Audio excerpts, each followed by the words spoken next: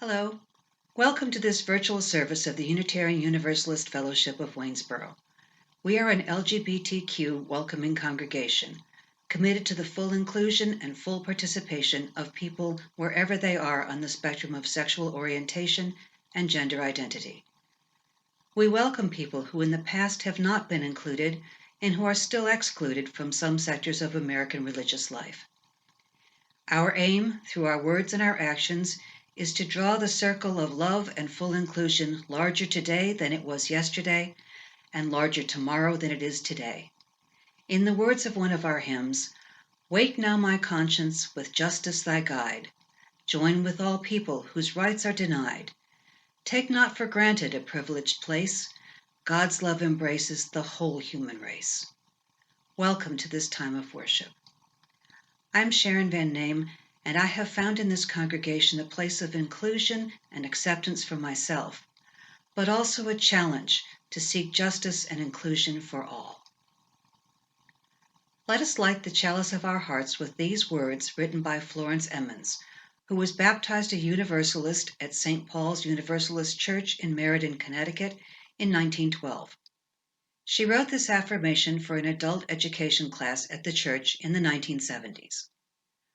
We light this chalice to honor the orderly processes of the universe, which hold the planets in their orbits and control the activities of microscopic cells. To honor the pervading, impartial forces of nature through which destruction is made constructive. To honor the ever-changing beauty of the natural world, which brings joy and inspiration to many people. We believe in the healing and restorative power of nature, without which all living things would be in great jeopardy. We believe in the profound lessons which nature teaches, lessons of struggle and adaptability, tenacity and purpose, endurance and growth, patience, balance, and the inevitability of cause and effect. We believe in the hope and faith which nature gives to the observant through predictable, compensatory certainties, light after dark, warmth after cold, peaceful calm after lashing storm, and always the miracle of the sun, the rain, and the seed.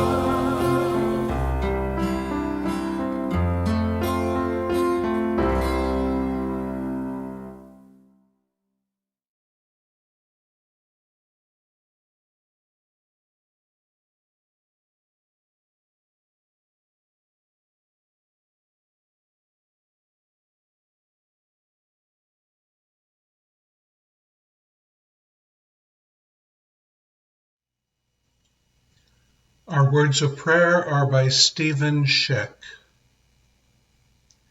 Spirit of life and love, we are entwined in this delicate web of mutuality. The life energy that makes us reach for the sun also moves us to become wrapped like the strong bittersweet vine and the delicate sweet pea around those we meet and love. Here in the tangle of our daily life, we feel the pulse and sense what it means to be alive. Here, twisted and knotted, we thrive, seeking the light that will pull from us the fragrant blossom of love. Spirit of life, help us to experience the beauty of this interwoven and intricate web, that we might always embrace without reserve all those whom our lives touch.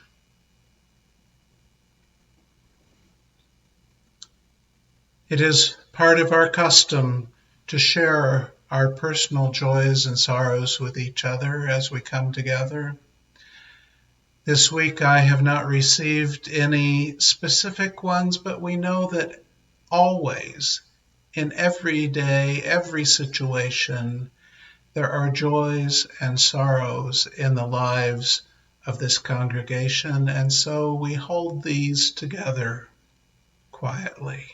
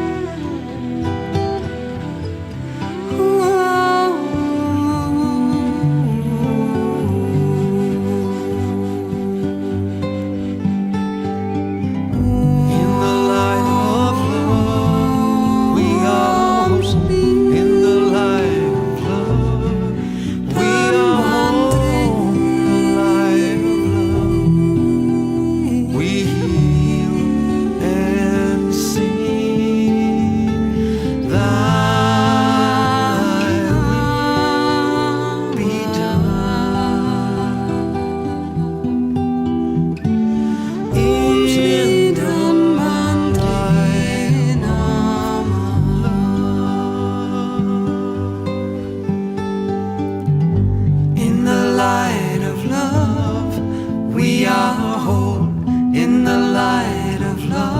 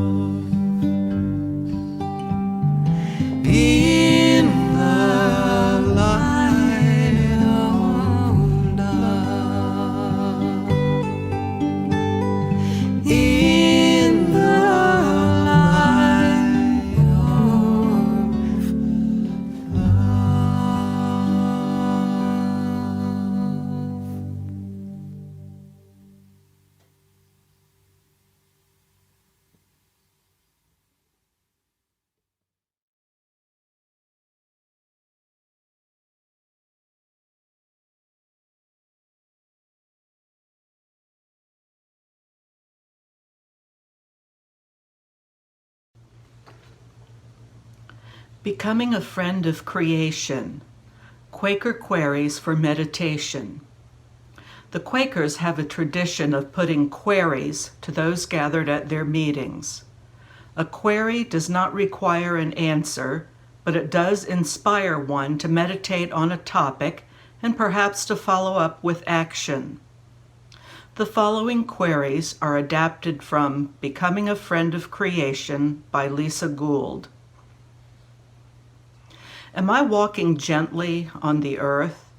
Do I live simply, mindful of how my life affects earth and her resources? Do I honor the life of all living things, the order of nature, the wildness of wilderness, the riches of the created world? Do I take opportunities to foster a cooperative relationship with the natural world? What am I doing to teach children, adults, and members of our larger community to cherish each strand of the intricate web of life? What action am I taking to reverse the destruction of Earth's ecosystems and promote healing of Earth? Do I accept that there is no away to which to throw unwanted items and therefore try to find the best way to recycle everything I no longer need?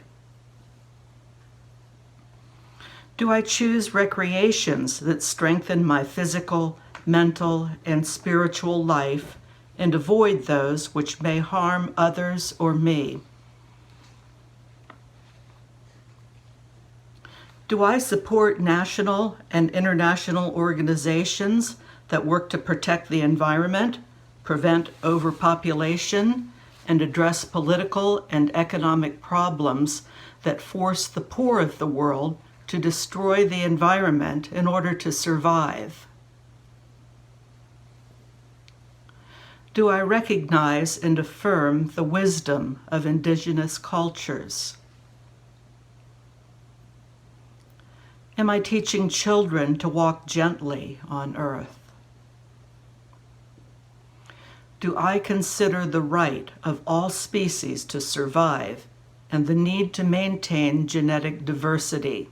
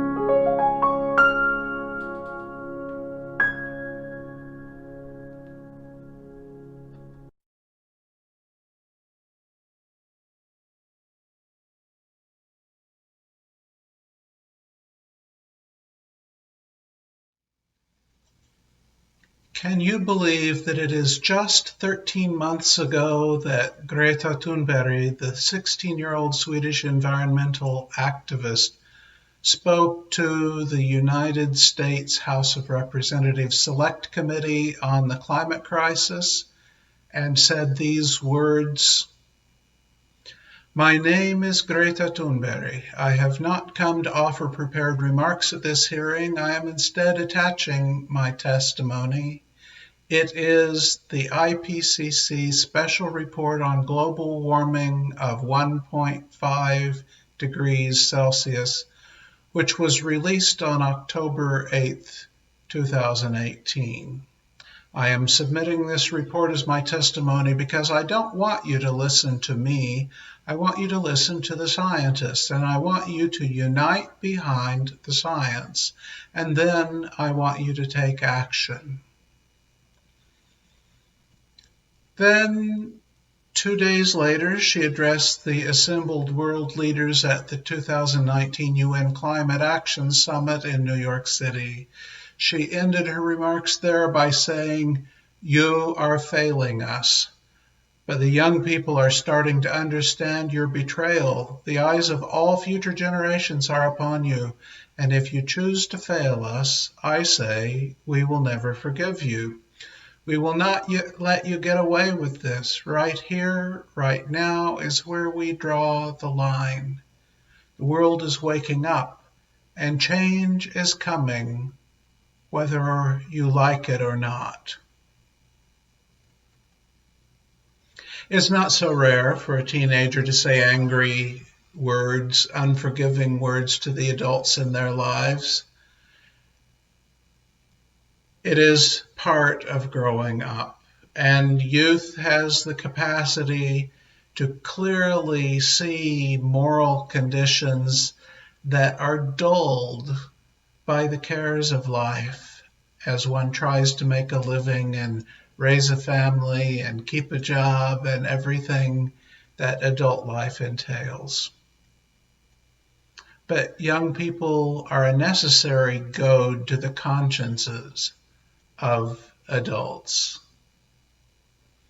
So even though it seems like it must have been 5 years ago or longer, because so much has happened, Greta Thunberg said words that resonated deeply and called the whole world, and especially its leaders, especially the leaders of global military, trade, and financial empires like the US, to wake up and realize that survival itself is at stake. So long ago and so close. And it only took a few weeks before leaders stopped really thinking about that challenge because they had other things going on. Remember impeachment? Yes, that too seems very long ago now. And no sooner were we through the impeachment trial than we started this plunge into the global pandemic and all the things we've experienced since. Our mind has been elsewhere. And normally, I would say, that's understandable. It's natural, and how could it be otherwise? But the slowing of climate change trends as the COVID recession set in was not sufficient to change the reality we are plunging into. We need long-term and unflinching planning and implementation of very unpleasant and difficult plans, and we need it now to eventually turn our reality around. The processes of nature of which we are a part do not care what distracted us or how valid the distraction was. In 1885, Unitarian minister James Freeman Clarke outlined his 5 points of the new theology, which summarized commonly held Unitarian beliefs of the late 19th century.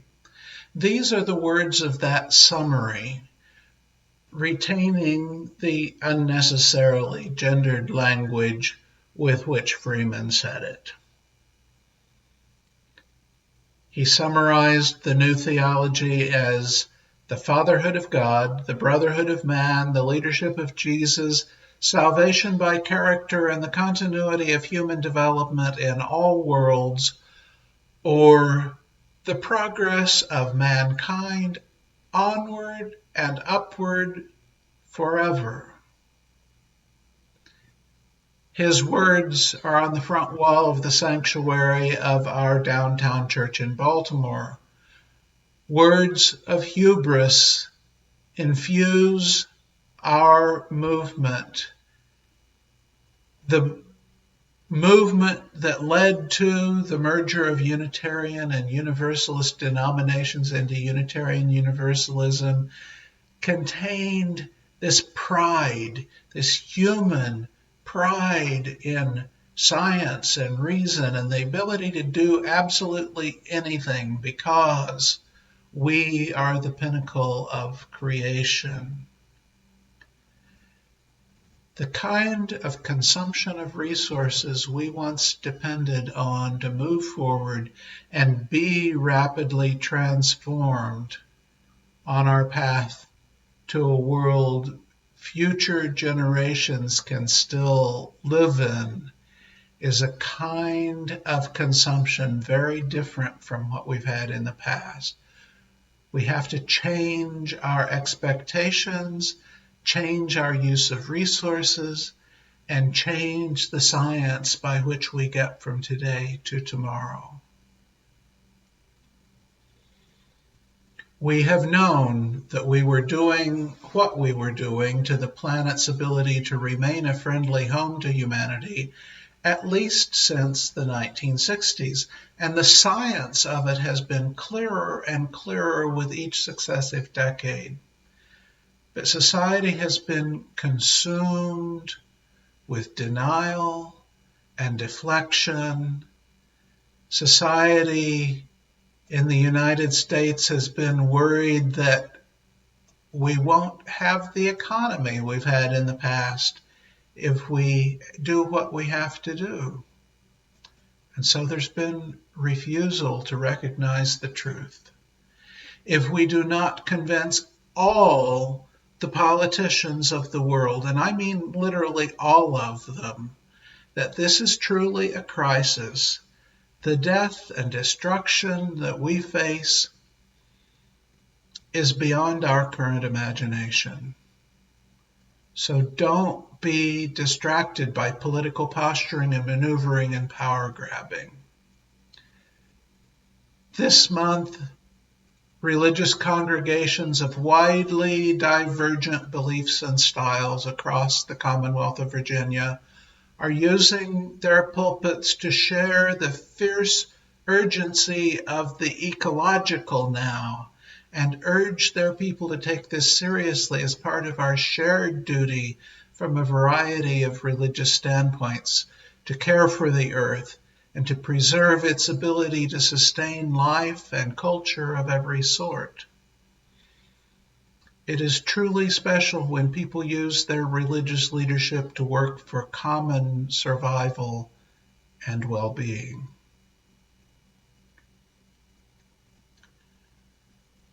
The Welsh poet Gillian Clark wrote these words about our current situation. Grieve, for earth's intricate engineering unpicked like the flesh, sinews, bones of the mother duck crushed on the motorway, her young bewildered in a blizzard of feathers, the balance of things undone by money, the indifferent hunger of the sea. But let us not grieve only. We don't have the time. For even as we do our part individually, we cannot do enough if we only act as individuals, doing our recycling, using resources more wisely. We have to work as whole economies, as entire civilizations, as nations, and as a united world if we are to save ourselves. In our gray hymnal, nestled among the hymns of pride in human greatness, the inevitability of progress, and the power of the individual, there is the hymn, Earth Was Given as a Garden, whose words include these words of prayer which I use today as our benediction. Teach us how to trust each other, how to use our power for good, how to touch the earth with reverence, then once more will Eden flower. Go into the world, online or in person, with commitment to make the world a different place than it has been, a place in which future generations can thrive. Amen, and blessed be.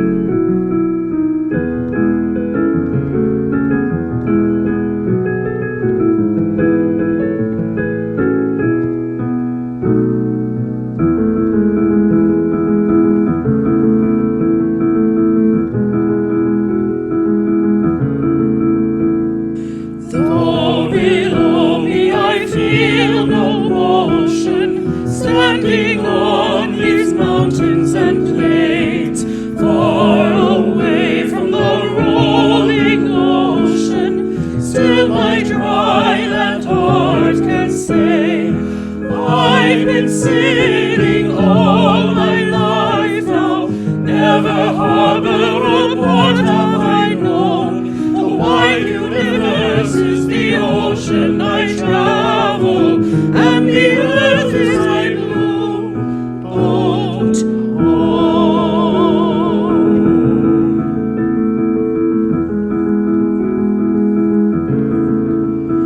home. Sun, my sail, and moon, my rudder, as I ply the starry sea, leaning over the edge in wonder, casting questions into the deep, drifting here with my ship's companions, all we kindred pilgrim souls, making our way by the light of the heavens in a beautiful blue boat home.